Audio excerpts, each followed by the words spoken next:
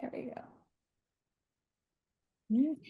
Well, welcome to Harvard Extension School's Creative Writing and Literature Society. This is Literary Hour with me, Carly Ray, and today we have New York Times bestselling author of young adult fantasy novels, Amelie Zhao. Some of her amazing novels include Blood Heir, Red Tigress, Crimson Rain, and now The Scorpion and the Night Blossom. Welcome, Amelie. We are so excited to have you. Tell us where you're joining us from.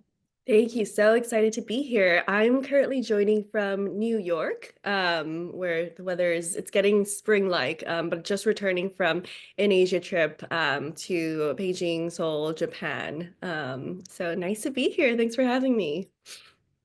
Well, congrats on your latest novel, The Scorpion and the Night Blossom. Random House calls it the perfect read for those who are fans of Sarah J. Maas's Throne of Glass. So tell us about it. Yeah, I this book was one of my quickest ever books that I've written. Usually I take about 2 to 3 months to draft. This one just poured out of me in 6 weeks. So it's about a young girl, based on Chinese mythology, a young mortal girl who has to save her dying mother by entering a magic trial or quest in the immortal realms. Along the way, she meets a very handsome competitor who has really mysterious origins, as well as has to decide whether or not she wants to trust him or if she has to, kill him throughout the trials to beat him. It's really based on this kind of trope in Chinese mythology where they're looking for what's called a pill of immortality. And for some reason, it comes up a lot in the myths that I grew up with. And so that was the foundation, the core of the story, as well as An the protagonist An Ying's love and duty for her family and taking care of her family in a land that's been invaded by Mo or demons.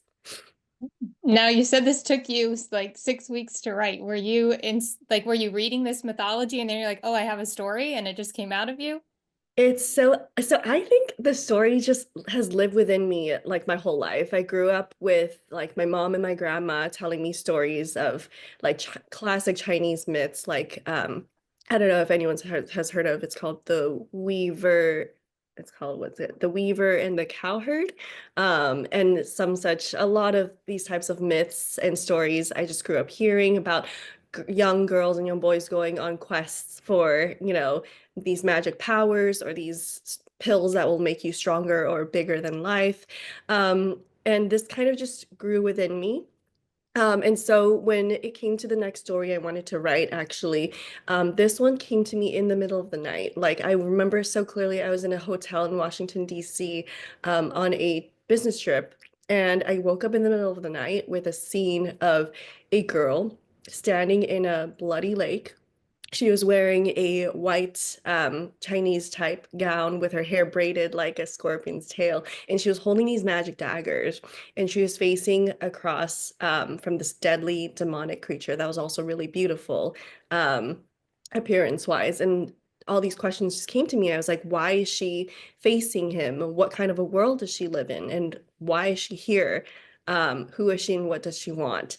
So I think the story really poured out of me because I wanted to test this aspect of storytelling that is writing based off of your pleasures. So everything that I loved in and wanted to read in a fantasy, I packed it into this story, like, hot rivals, handsome immortals, magic quests and danger, and then as well the core of the myths that I grew up with. Yeah. Well, now it is a duology, so can readers expect like a huge cliffhanger headed their way when the novel ends? I think so. It's interesting talking about duologies and series and cliffhangers because you always want to leave readers with something to look forward to. I think the first story has the arc of the trials and the arc of An Ying looking for the pill of immortality to save her mom. And those questions are wrapped up by the end of the first book. So that arc in the first book has been, I think it's pretty neatly concluded or answered. But as you write, you want to be extending the overall story arc and exploring, what happens to this world where the mortal lands have been invaded by the demonic lands. What happens to, the romance, when she finds out the hidden identity of her rival, as well as the potential other romantic love interest, and how are their fates going to resolve. And what does Aang, a young woman who's just trying to protect her own, what role does she decide and does she choose to play in, a land that's embattled and trying to fight back against this other world that's waged war on them. So a lot of these larger duology or series arcs are extended into the second book, as well as some other character arcs that are more brought into the light. Yeah. Now you mentioned about the romance, the rival romance. How exciting was that to craft in this book? I think it's one of my favorites. It's like I remember reading books when I was like a teen and in my early 20s, and I would be like, oh my gosh, like that feeling where your like heart is burning for them and you're like squirming and you're like, will they or won't they? You're like, I love them so much. I think what makes the foundation for a good romance for me as an author and as a reader, is that I typically prefer to read and write them like they are story arcs, right? A story is a character meeting an obstacle and the choices that they face and that they make coming from that obstacle. I think for me, a compelling romance is having two characters who are obviously very much attracted to each other and could love each other, but there is some kind of obstacle in their way, whether it could be that they are foils to each other. They come from, opposite kingdoms or opposite goals, and they have to somehow make the choices and meet in the middle or not. And exploring how they change each other as well as how they choose to change themselves as they, come across and interact with each other and fall in love with each other. I think that's one of the most compelling aspects. It's like the will they or won't they of a romance. Mhm. Now, you did mention weaving in Chinese mythology. So is that difficult for you to do? Do you like map out the original tale and then decide to bring in certain pieces, or how do you go about crafting that?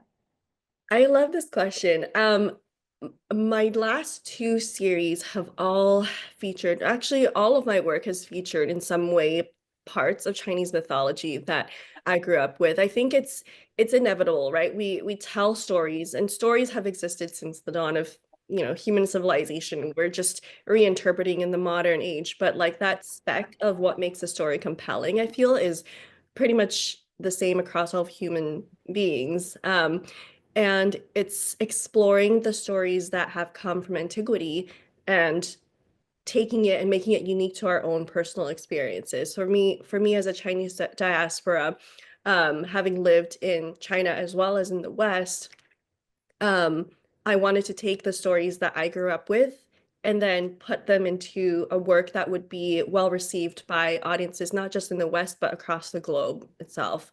So I chose to incorporate certain myths, and as well put in certain aspects that I just personally loved. One of the myths I chose to include was that of the eight immortals or the Bastian, from I think it's more Chinese. They're very much revered in Chinese Taoism, but essentially they're these mortals who cultivated their immortality and are now revered as part of the pantheon of gods in various Chinese religions. These eight immortals serve as the kind of judges of the trials that Aang goes through when she goes into the immortal realms. And it was really fun to read through their canon personalities, personas, and the magic powers that they had, but also interpret them in my own way and kind of add like a flair to it to make it interesting for, young adult or younger adult readers.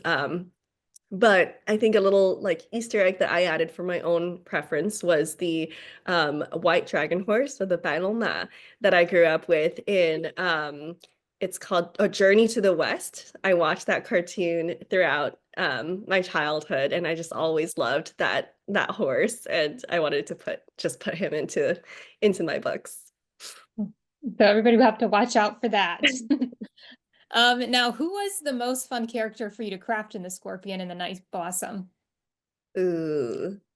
I think in the first book itself, definitely Yu Chen because he's the mysterious rival that Aang comes across, and he was just everything that I wanted to see in a love interest. And all the love interests that you grew up reading in like Western YA literature that are like, flirty, confident, fun, but also mysterious with like bad boy vibes and also tragic past. I wanted to put that in a Chinese boy for myself. So Yu Chen is exactly all of that. He has this mask of appearing so cool and confident, and he's handsome, he knows it. He's not afraid to like,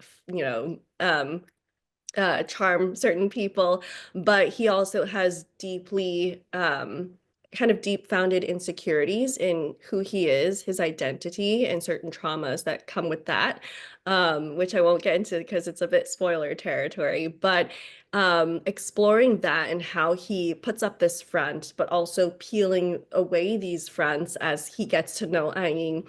Um, and exposing more and more of who he is as a person. I think that's one of the most compelling parts to writing a character. And it's one of the things I love doing most. It's like who they appear to be and then who you discover there are, especially as their like internal wounds, internal desires and goals, which might be hidden at first. You peel back those layers and you see like the very raw form of them. And I think that's what I got to do with Yu Chen, for better or for worse for him. Yeah. Now, who was the hardest character for you to craft? The hardest? Mm. I think it might have to be Hao Yang, who's the handsome immortal guard that protects An Ying. We meet him halfway through the book, and I think he has less of a presence in the first book until there's like a big realization that I don't want to spoil. Or are we doing spoilers or not in this chat? Oh, No, not too many. yeah, I'll hold it back. But because there's so much that he needed to he's everyone in this book has so many secrets and he has one of the biggest of them all. And so hiding that back while trying to portray his actions through the eyes of a third party, An Ying, who knows nothing about who he is and what he wants, and then trying to layer that in and foreshadow it until the climax where you find out everything and then you go back and read it and it all makes sense. I think that was one of the the aspects where I really had to go in and dig in and try hard to make sure that everything lined up, and make sure that all the subtext was being picked up by the readers as I was writing it. So I think that was hard to craft. And yeah, more to come in book two. Now, without giving away too many spoilers, did you have a favorite scene in The Scorpion and the Night Blossom? Ugh, I have so many favorites. A lot of them are with Yuchen. I think my favorite scene is going to be what I call the night blossom passage or the night flower passage. It's one where they I mean it's an enemies or rivals to lovers trope, right? And they are enemies. They're competing, excuse me, they're competing in this magic tournament and only a few of them can get the prize. So they know they have to go against each other. But there's a scene where we see An Ying is kind of intoxicated on this flower magic that Yu Chen possesses. He's crafted this passageway to take her to something she really wants, which is to see her family. He's taking her literally to see her family. So he's helping her fulfill one of her deepest desires because he truly has started to care about her, and he wants the best for her. She doesn't believe it. She doesn't trust him. She's like, why do you care about me? So there's one line or exchange where she's like, why are you so hot and cold towards me? Basically, she's like, why are you so wicked, but you seem to be helping me? And then she won't remember this line that he says, and he knows she won't remember, which is why she says it. But he says, it's because I want you, but I can't have you. And I think that just like encapsulates their relationship. And it was such a romantic, they're in like a tunnel of these magical but poisonous flowers, and it's raining pollen on them. And there might be a kiss scene. I see everybody nodding, so definitely a good scene. Now in the story, the protagonist does enter like deadly competition. So was like crafting the fight scenes difficult or tricky, or did that just come like naturally? I always get this comment from whether it's like readers or like my agent and fellow authors. I'm known as like the bloody action writer. Ironically, those have become the scenes that I dislike to write or is most tiring for me to write the most. Maybe because I've done so many books with a lot of epic fighting. But I think in each fight, you have to carefully choreograph it. So it's not just blocks of action, but it's character intent and character emotions, a culmination of their arcs at the present that are expressed through their fights. So I think there are a lot of fight scenes in the tournament. Some of them are more for show. So at the start, you get Yu Chen and An Ying facing off from a third kind of rival or enemy in the quests. And they're just getting to know each other. But that fight scene reveals that Yu Chen, he actually wants to protect her, which is rare to see in a competition. But it progresses from that to the last fight scene, which is getting into spoiler territory. But you see the culmination of their character arcs, how they've developed, and how each kind of strike or stab or swipe reveals their intentions, whether they know it or not. So yeah, I'll leave it at that. Now the cover is great. I was curious, were you involved in the design process at all? Let me see if I can grab it from behind me. The cover is beautiful. Let's see. We have the US version Mhm. and the UK version. And then I think I'm allowed to show the fairy loot version, which I know Carly, right, you might have, but this is It's so gorgeous. I think fairy loot just like took the vibes of the book and just somehow magicked it out of my heart. But so for the US version, I had more input. Typically, how it works with is you have a contract with your publisher on whether or not you get consultation into your cover, which I do. Some authors have like you have to have total approval from the author to do that. Those are rarer, but I have a really good relationship with my publisher, and they always ask me for a lot of my opinions. So with this one, we wanted to show the crescent blades that she uses. There are 8 of them and they each have their own magic talisman that grants like extra strength, extra speed, etc. So we wanted to blend this kind of beauty, danger with like the beauty of the night blossom flowers. So I thought this was so perfect, and we wanted to center it on like one single object to give it more of a romanticy feeling. Um, so I did have some consultation, but I'm so happy with how both of these honestly turned out. Like this is the UK version, and it feels like they just extracted the soul of the book and put it on a cover too. Yeah. Now, what about the title, Amelie? Do you have like input on the title? Do you have like a long list of titles when you're writing? Um, yeah, I definitely more so than the cover, I decide on the title. And the book actually was when I submitted it to my publishers, it was called The Immortality Trials, which we wanted to do as a series name too, but we thought it was a little less like a little less original. We found like 2 other series that were already called that. So we wanted to go for a more original and romantasy and Chinese mythology-esque title. So I guess I'm known for my longer titles since my last series, The Song of the Last Kingdom, which has, I joke, it's like all the YA fantasy words. I pack them into my titles. There's Song of Silver Flame Like Night, Dark Star Burning, Ash Falls White, and now The Scorpion and the Night Blossom.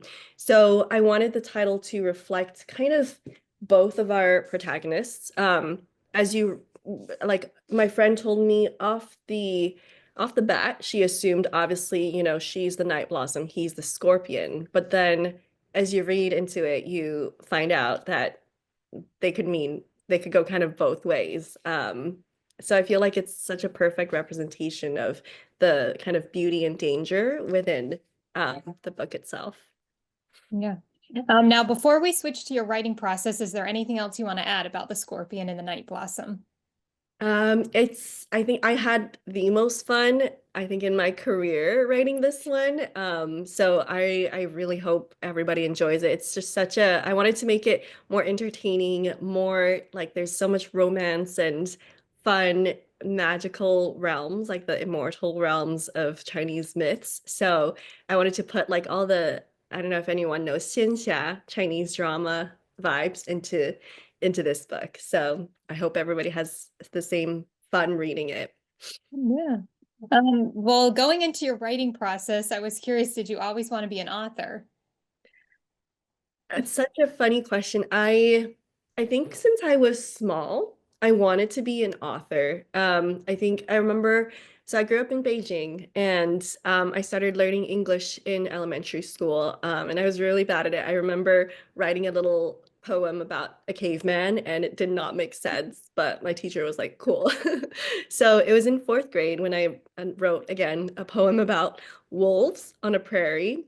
And my fourth grade teacher, Mr. M, he wanted to encourage me. So he read it aloud to the whole class and he just stared me into the soul. And he was like, this is the best poem I have ever read. And I was like, 8 years old, 9 years old at the time. And I actually believed him. I was like, wow, like I'm going to become Shakespeare. So I think that had a huge influence. And then that night I went home to my mom and I was like, Mama, I think I want to be an author when I grow up. And she was like, that's great, but we're Chinese. You must have a have a good career in like finance. I think it's finance, law, engineering, one of those three. Um, so jokes aside, more pressingly, when I chose to study in the US, I did need to have some sort of visa sponsorship for my career.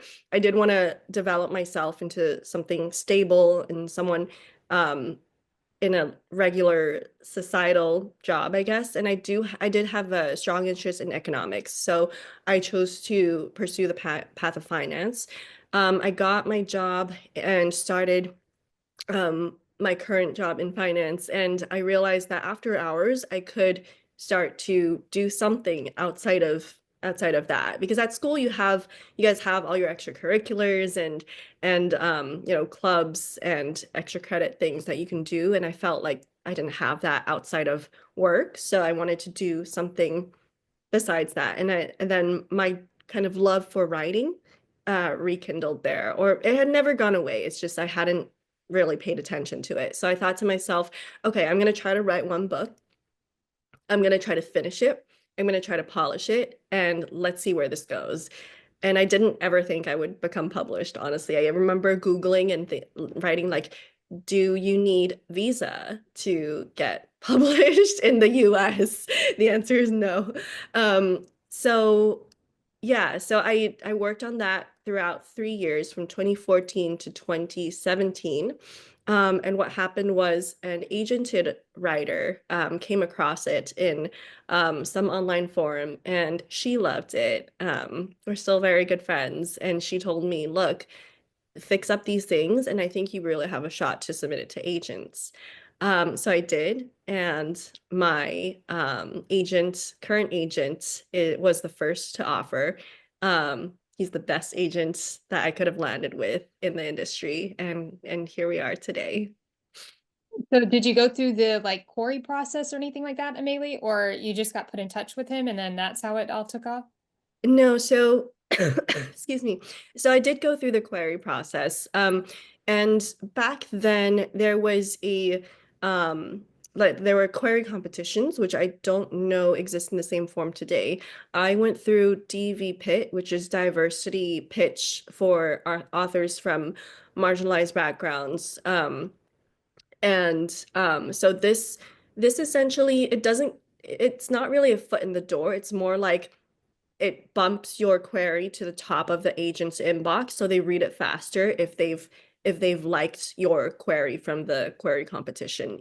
But if it's not something, that's on their list, it's not like they'll sign you based off of that query competition. So mine was an accelerated process because of that. Um, and my current agent read it very quickly. So I got to send emails to all the other agents that I had it with, and ask for them to make a decision within a certain time frame. And I still went with the first one. So yeah, I did go through a query process, but it was very much accelerated thanks to DV Pit. Now you mainly write fantasy. Will you keep writing fantasy? Will you ever write like a thriller or rom-com? Um, I I would love to write outside of the fantasy genre someday. And I think thriller and horror are definitely off limits. Like I was scared of Scary Movie when I was in high school, even though those are spoofs. So those are definitely not genres I'd write in, but contemporary romance, or I guess in general women's fiction, um, those I would love to write, especially just I think anything with kind of a Chinese background or some core of who I am inside them. I would love to write. But fantasy is, what I grew up loving and reading. Like I learned English from reading Harry Potter, honestly. Like I looked up every word in the dictionary. So that's where I'm gonna stay, but I would love to branch out into other genres sometime in the future. Yeah. Now, how do you go about like crafting your novels? Like, do you plot out the scenes? Do you plot out like, get a whole draft done and then go in and start writing? Yeah, this is the process is so different. Excuse me. The process is so different for every author. I started out as a very strict plotter during my first book in the publishing process, and now I started to become like a plotter and pantser, kind of a mix of both. So I do always tend to have an outline. Um, but how I view that outline is I know where my story starts. I know what the central conflict is. I know the resolution. I don't think any of my books have ever changed endings or done anything by the end that surprised me. But I view that as kind of a general map of me going into a whole new beautiful land. And if I follow the path and I happen to see, oh, there's some beautiful scenery over there that I hadn't realized what's there, I'm gonna go explore that. I'm okay to go off the outline. If it works out, that's awesome. I can incorporate that, but I always end up going back to my path. So I'm open to ideas that come with me throughout the creation process, and it does for me come throughout the drafting process as you get to know your characters and your world, and you discover kind of surprises that you hadn't even thought of yourself as you started out. But I do have a very general arc as I do. I know for other authors, like I know authors who, especially thriller writers, they have literally Excel spreadsheets of what happens, which clue happens where. And I know authors that just completely pants the novel. So it just varies so much. So mine falls somewhere along the, I don't know, 60-40 spectrum. Now, what about crafting your characters? Do you do like detailed like character sheets? Like I know we've all done like exercises in class where you can like talk to your characters, and there was even talk of that there's apparently this new like AI where you can actually talk to your character and that helps you get to know them. I haven't tried that or seen it. So I'm always curious how you like get to know your characters. That is fascinating. So I I start out with a map of them as well. So I want to identify how my character, their central desires, central needs, which can be different from their desires. They might not know what those are. Their central wound, which might also not be known to them. Those three core aspects of what makes up my character, I start out with, and I intertwine them with the story arc because I feel like both for me, and I think for a lot of stories have to work in tandem, right? As the author, as the character is going on this physical journey, it's also a mental journey as well. I Mhm. start with those and make sure that each one of my characters, so Anying, Yu-Chen, etc., they're braided into, the discovery, the magic trials, the romance, and that each obstacle is pushing them forward into different choices and different resolutions and different pivots in their character development. So I can have all those choreographed out, but kind of like my outline. I liken characters, knowing characters, to kind of putting on a pair of new shoes. I've used this in a lot of panels, so forgive me if you've heard this, but when you first buy a pair of new shoes, you put them on and they don't fit that well. You're walking in a clunky kind of way. And that's my first draft. When I'm just starting out, like I don't really know how they sound. I don't really know the instinctive little, idiosyncrasies that they have. But as I finish my first draft and I go on to my second draft rewrite, then that's when I know them so much better. So it's kind of like walking in a pair of new shoes. You have to kind of walk a certain amount to know them and to feel comfortable with them. And by the end of the process, they are kind of ingrained in me. So I don't necessarily need, any of those AI programs to talk to them. Like I know how they will respond. I know what kind of little, idiosyncrasies they have. And I know exactly what kinds of things they'll say, the word choice, etc. So that's my process in constructing characters and getting to know characters. Well, walk us through a day in your life when you're writing. Do you have to like get up early? Do you have everything like planned out? Have your desk a certain way? Um, that's so interesting. I still work at my day job in finance. I don't know if that might be changing soon. But I'll give you a weekday and weekend. Weekday is, 7 a.m., get up and go to work and get home at, I don't know, 7 p.m. And if I have any sort of like mental energy left, then I might write a little bit. Towards probably after having dinner and before bedtime. Most of my writing I do get done on the weekends. So the weekends is where I really hoard my time like a dragon guarding their treasure trove during the weekends. I'll make sure that I don't schedule any social activities usually in the morning to mid-afternoon hours because that's when my like mental energy is at its peak and I want to use it for creative output. So I'll get up, probably make my coffee, look at emails to see if there are anything new that's landed overnight. And then I might start with just browsing through what I've written the day before and getting myself back um, into that like mental environment. And then I usually have a set goal of word counts if I'm on deadline that I want to achieve by that day. So I start writing. Sometimes it works out and I hit the word count or exceed it. Sometimes it doesn't, but I think just being there and thinking it through it's all work at the end of the day. Mhm. Now, what's your favorite part of the writing process? Is it like the developmental phase or going through like the final edits or? I think there's so many different parts of each process that I love. Like there are times when like writing the draft or even revising big chunks of it, it feels like pulling teeth. Like in the sequel, which I just turned in revisions on, there was one act where it felt like I just could not summon the mental energy to do it. And often that's a signal to me that there's something that's not clicking in it because if I as a writer am not my brain's not tricked into loving it, then something needs to work better for the reader to also love it.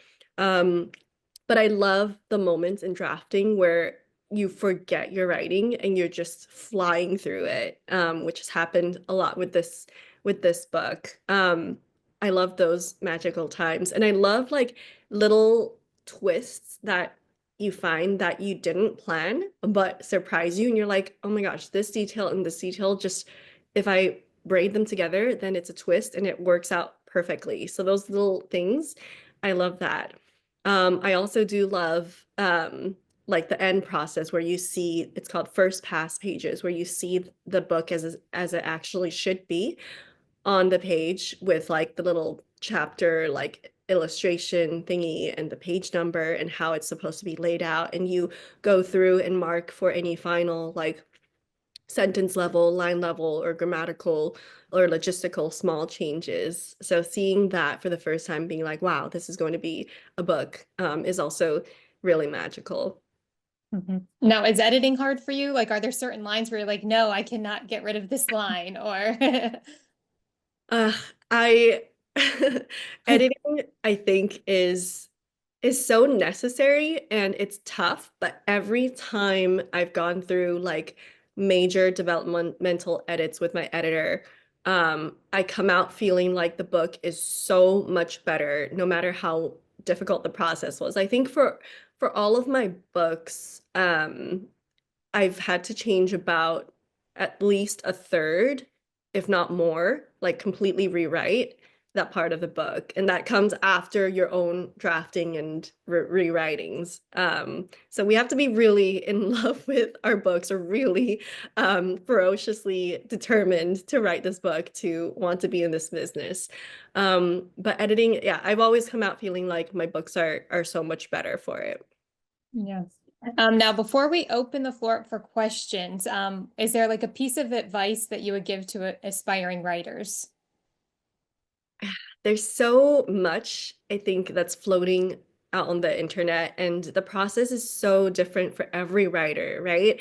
Like you have those who do Excel spreadsheets, and you have those who like there's one author that I really love, and she was like, yeah, I just go into this fugue state and I write the first sentence and the book comes out of me. I don't plan anything. I was like, you're a genius. It's not fair.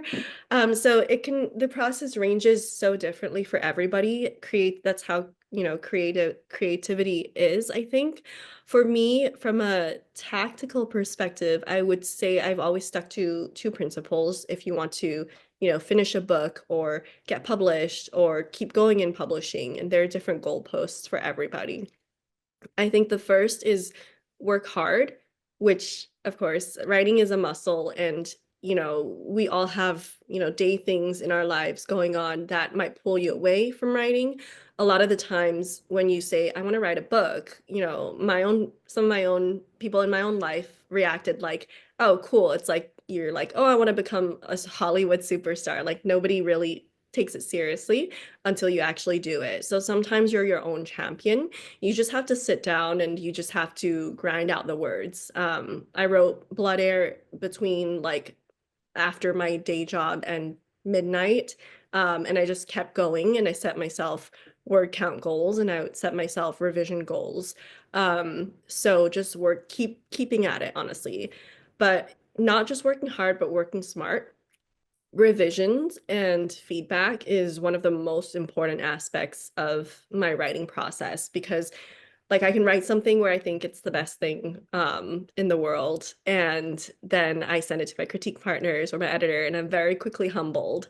Outside perspectives and feedback is so important, and I've always like my books have always come out from those third party perspectives in such a such a much better and elevated state. So seeking feedback from, you guys have this club, you have each other, you might have writer friends outside of this circle.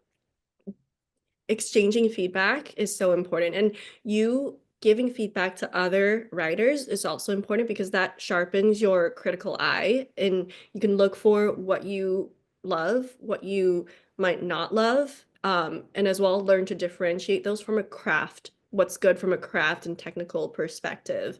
So honing those skills, I think is super beneficial. So yeah, working hard, but also working smart. Those are the two principles that I've stuck with.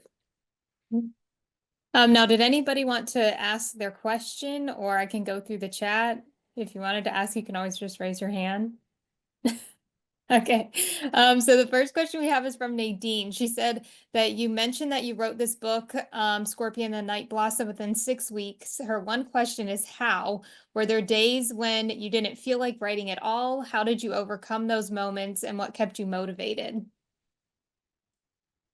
Yeah, for Scorpion, that's a great question. For Scorpion, there definitely were some scenes probably where I didn't feel like writing it. But with this book, what was different was I was testing out this theory of storytelling that Jennifer Lynn Barnes, who wrote the Inheritance Games, she did a talk called Writing for the Id. And it's basically like, why do all those quote unquote guilty pleasures um, work so well? So, for example, like Twilight, or like a protagonist having purple eyes, or like the Violet Sorrengail in Onyx Storm with the hair, like gray hair, like silver hair or something. Like those are, not essential to the story, but they're like kind of the little guilty pleasures that we love, or maybe the author loves. Um, so I was testing that out and just packing in all these, they're not really guilty pleasures. They're just our pleasures that sometimes, society is like, oh, belittles or looks down on. But I was packing in all these pleasures into Scorpion, all these things and everything that I wanted to read that I found entertaining, no matter how like cheesy or like quote unquote overdone the trope feels. But that's how I tricked my brain into wanting to write this book so much, because I was having so much fun with it. My brain was just like sparking because all these fun and pleasures that I packed into it. So that's why I wrote Scorpion so quickly. With the sequel, though, there was definitely an act where I struggled so much. And it just felt like my brain just could not go on. And usually what I do is I will go back to my outline, and I will instead of trying to write beautifully, I will just write the next action or event in a very direct way. So just like fleshing out the outline essentially. So these markers, they give me kind of the rungs of a ladder to just hold on to and get to the next stage until it's fun for me to write again. So that's kind of a technique I use to trick my brain into being able to just get to the next marker, get to the next marker. Like, oh, she goes into the palace. Oh, she sees this. Oh, she puts on a ball gown, something like that. So that's number one. But number two is the bigger um, question of why isn't it working and why don't you want to write it? I think sometimes when I find that I don't look forward to or love writing a certain part, it's that there's something in it that hasn't clicked yet. So identifying what that is, which I did with that act in the sequel, and changing it made it just click, and it was so much more pleasurable to write. So I think those are how I go about. Yeah. Now the second question is from Aaron. They said, congratulations on becoming a New York Times bestseller. Would you be able to take us through the process of becoming a bestseller once your book is released? Yeah, this is such an interesting question because it delves into like all the aspects of publishing, and kind of all the pressures that come with it. I've learned to discover through my journey that being a writer is so different from publishing, or publishing one book. And publishing one book is so different from staying in publishing.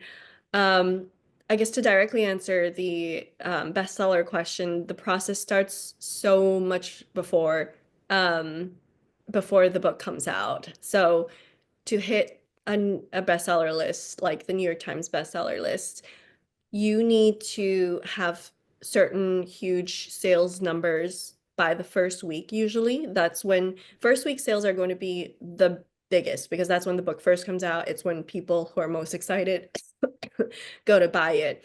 And then it tapers from then.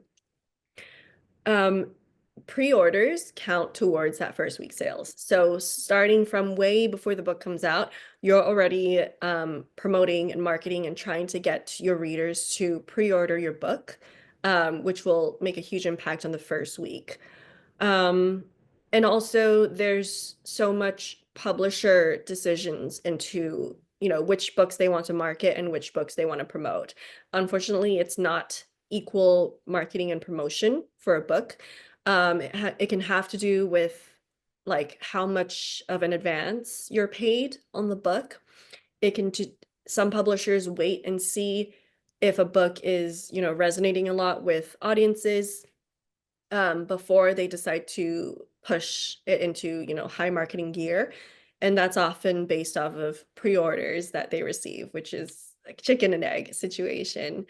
So there's so much more that goes into, making bestseller lists, et cetera, than just, the first day of book releases, which I like literally before I got into publishing, I used to like walk into a bookstore and then pick up a book I love and be like, wow, this is a bestseller. Like I bought it, so I put it there. But there's so much more that goes into the marketing and promo before it even comes out.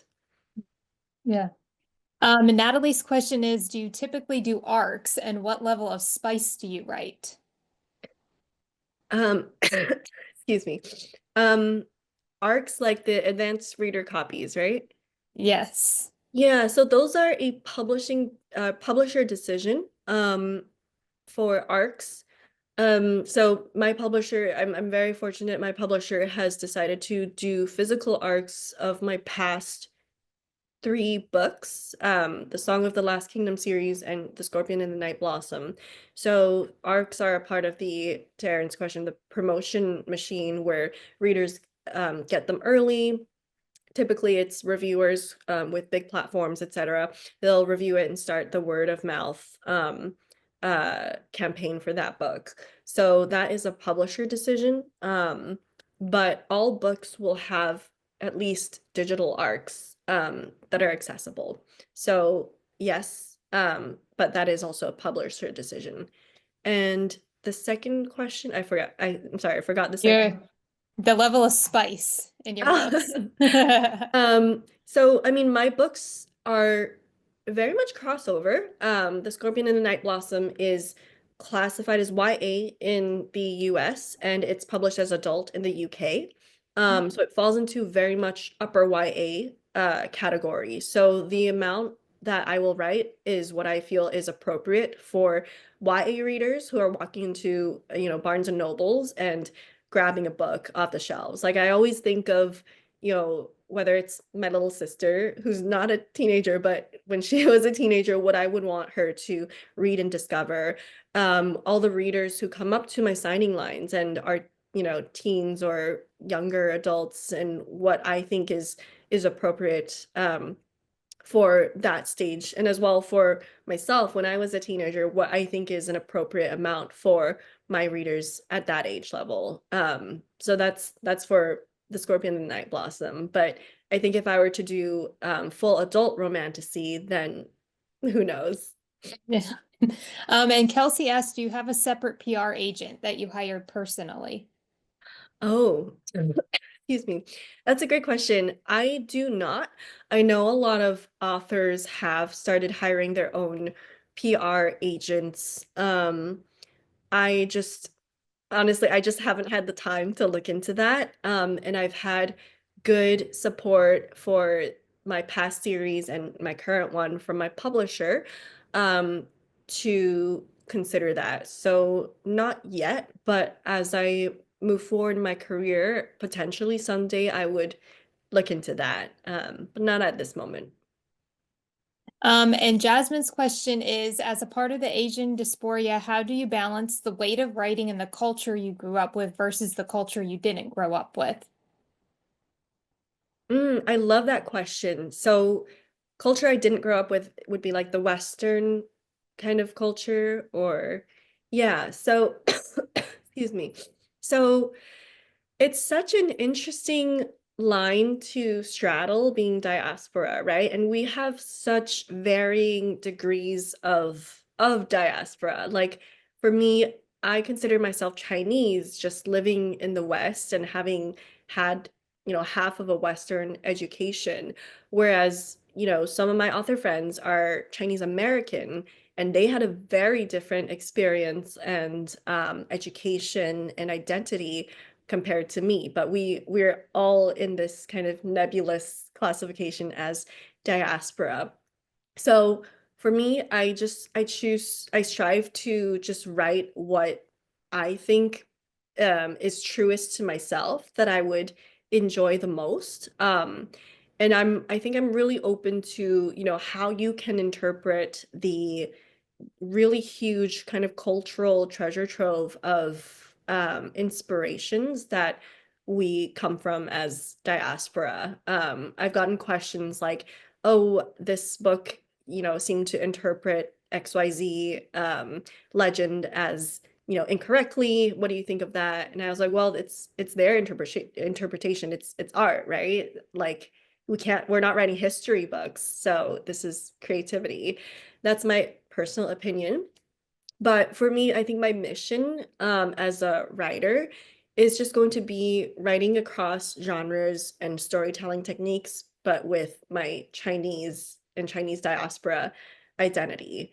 So definitely doing the research. I try to read as much as I can, often from like the first, what is it called? First source. There's like first, secondary, tertiary.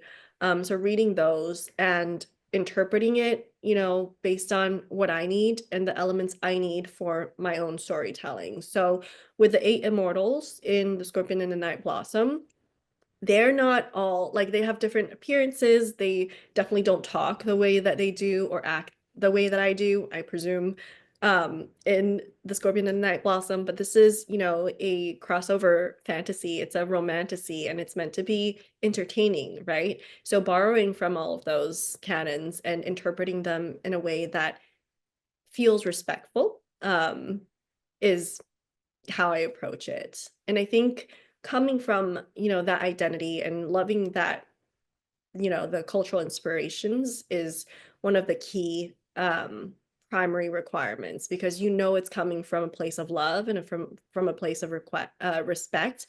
And I think that's okay. Amelie, do you have any like in-person signings coming up, like any more events that anybody can tune into? Or I know you'll have I don't know when the second book will be released, but I know they can definitely check out this one. Yeah, I have a couple events coming up. I'm flying Monday to the Texas Librarian Association. And then I will be at again, Texas Teen Book Con. And I'll also be at Y'all West, which is in Los Angeles. And then I think in July I'll be at the Columbus Book Festival, which is in Ohio. So all those are in-person events. I don't unfortunately have any virtual events coming up, but I would look to announce through mostly my Instagram. Okay. Yeah, what are your handle? Or do you want to put them in the chat? Or do you have a website? Or are you mainly on Instagram or TikTok or I I'm mainly on Instagram. I have a TikTok that I think is embarrassing now, but it has a lot of like these like Chinese shenanigans that I did during COVID. It's the same handle as my Instagram. So if you'd like to see embarrassing 5-year-old renditions that I did, feel free to look them up. My handles are at Amelie Wen Zhao. And then my website is ameliezhao.com. But yeah, I'm mostly on Instagram. I do have a newsletter for most important updates. I think I do it about semi-annually, if not annually at this point. It'll announce any new books and any book releases. yeah, I'm putting your links in the chat. Thank you. Are you ever on Twitter or X? Or No, I'm not on. okay. I'm Okay. I claimed my Blue Sky account before any, impersonators did. Blue Sky or Threads either. Okay. But someday if I go full time, I think I might have the capacity to be on those platforms more. Well, is there anything else you want to add before we let you go, Amelie? No, thank you guys so much for having me here. It's so exciting to see so many people who are, interested in creative writing, interested in, fantasy or YA or romantasy. And I really hope that, I'll be reading some of your works someday in the not too distant future. And please reach out to me if you do choose to get into publishing. So it's really nice to chat with you all and meet you all. Well, thank you for joining us, Amelie, on Literary Hour. Everybody be sure to stay tuned. We have more literary hours coming your way, and thank you so much for joining us. Thank you. Bye.